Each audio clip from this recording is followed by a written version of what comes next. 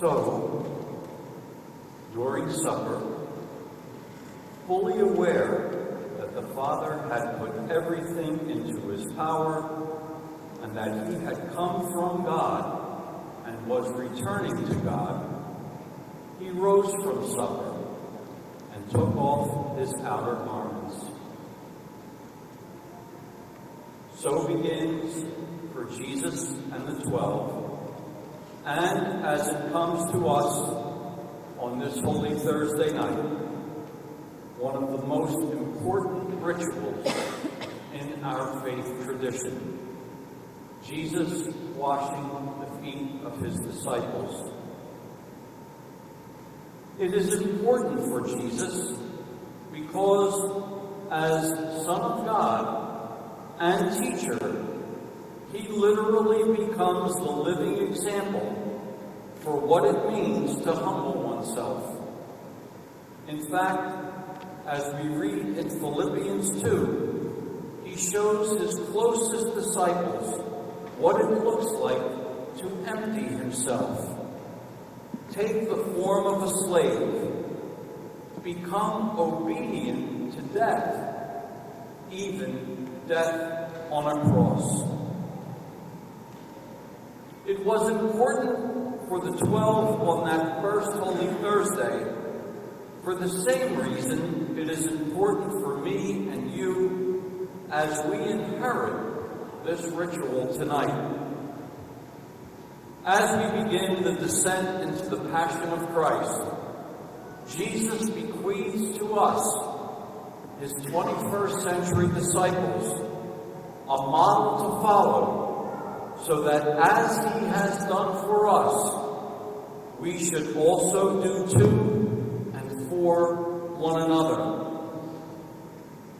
Can you imagine the scene? Can you imagine what the apostles were thinking when Jesus knelt in front of them and began washing their feet? Make no mistake about it. These were feet that had traversed many a mile in sandals on dusty, dirty roads. The apostles did not just come from a pedicure as they came around the table of the Last Supper. Jesus was not washing well-manicured feet. They were as dusty and dirty as the streets. Humble and empty, he knelt before them with love and washed them clean. He knelt before them, fully aware that two of those feet belonged to a betrayer, fully aware that two of those feet belonged to the one whom he loved dearly, the one who would deny him not once, but 3 times. Fully aware that these feet belonged to his closest companions, who, in his hour of greatest need, would fall asleep on him in the garden. Fully aware that his washing of their feet was the beginning of the events that would lead to his feet not being washed, but being nailed to the cross. It is this act, it is this example, under these circumstances, that Jesus tells them and us that this is what we should be doing for one another. Jesus is fully aware in his divinity that he came from God and was in the process of returning to him. Jesus is fully aware in his humanity that going back to his Father would involve unspeakable suffering. In his fully aware humanity, Jesus would soon utter the words, "My Father, if it is possible, let this cup pass from me. Yet, not as I will, but as you will." This is what we remember and what we reenact tonight. Not only the ritual of Jesus washing the feet of his disciples, but the context, the milieu in which he knelt before them. This is what we have been asked to do as he did. In the midst of our own life circumstances, in whatever is our pain, in whatever is our own human suffering, we are asked to kneel before one another and wash one another's feet. You see, the point is this. The events of Jesus' passion and death are entered into for our sake. But in order for Jesus to die for our sake, he first lived for our sake. And there could be no more demonstrative proof of that than what he enacted at the Last Supper. He did not wash the face of his apostles. He did not wash the hands of his disciples. He washed their dirty, dusty feet. Indeed, Jesus lived for the sake of us all. Saint, sinner, companion, betrayer.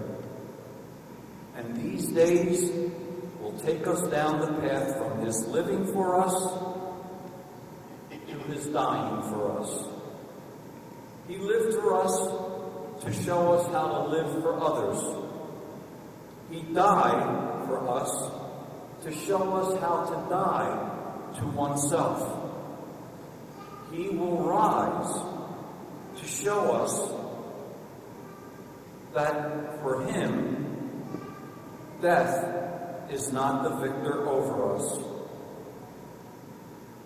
But that journey has to begin its culmination somewhere, and so it does, in the act of kneeling before one another and washing one another's feet.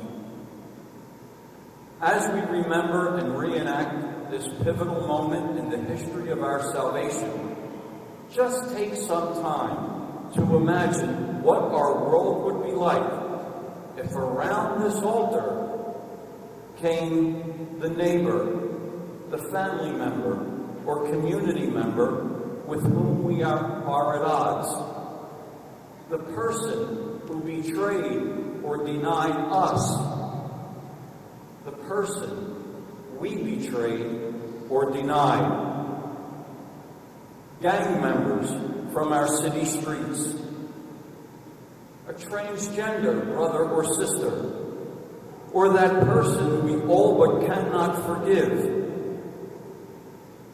Imagine if around this altar came Donald Trump, Joe Biden, Vladimir Putin, Volodymyr Zelensky, Kim Jong-un.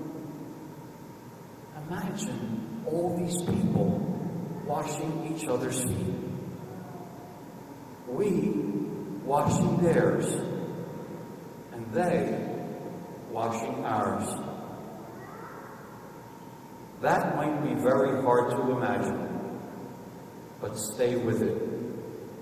Friends, if we dare to take the example of what we reenact tonight into our families, into our community, and into our world, I can only imagine the healing and the transfiguration of me and you and the world in which we live.